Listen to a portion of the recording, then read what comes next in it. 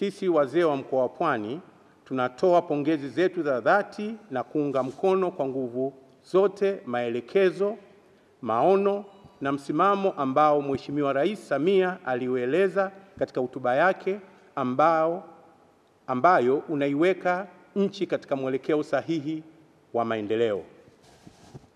Tunampongeza Mheshimiwa Rais kwa mambo au maeneo yafuatayo. Kwanza ni kuwa hotuba yake ilionyesha uongozi ulio mahiri na thabiti, wenye maono, hekima na utulivu unaoliletea taifa letu dira, matumaini na mwelekeo imara wa maendeleo. Pili, ilionyesha uwazi, ukweli na msisitizo wa uwajibikaji, uadilifu na utendaji wenye matokeo ambao umeleta mabadiliko chanya katika serikali na jamii na umuhimu wa nchi yetu kujitegemea yenyewe.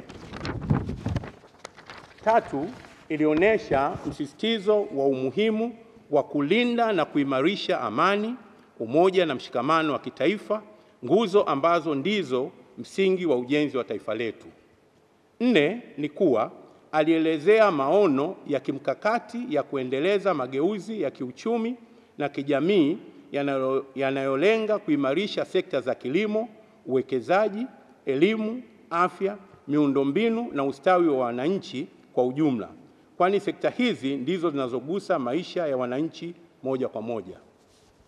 Na tano, ni kuwa ameonyesha kuwatambua na kuthamini nafasi ya wazee katika taifa kama nguzo ya busara na mshikamano wa taifa, jambo ambalo limetupa faraja na kututia moyo kuendelea kuchangia katika kuongoza jamii, na kwa kweli limeimarisha heshima yetu na kutupa mwanga wa kuendelea kuchangia hekima kwa jamii.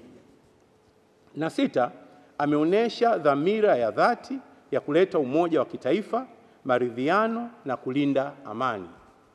Saba, ameonyesha pia nafasi ya wazazi katika malezi ya watoto wetu na wajibu wa vijana kuwa wazalendo wa nchi yao katika taifa letu.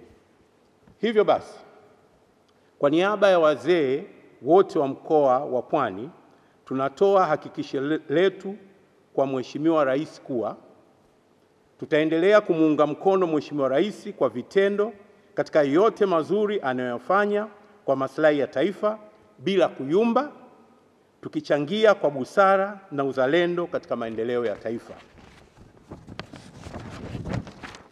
Tuko tayari, tutasimama imara na tutakuwa mstari wa mbele kudumisha na kuilinda amani, umoja, uadilifu na maadili ya taifa letu ambayo ndiyo msingi wa ustawi wa nchi yetu.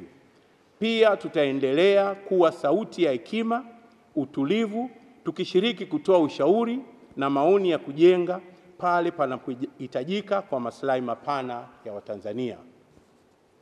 Tunatoa wito kwa vijana kujitambua, kuishi kwa maadili na kuendeleza uzalendo wa kweli kwa kuitetea nchi yao kwa njia halali zinazojenga heshima.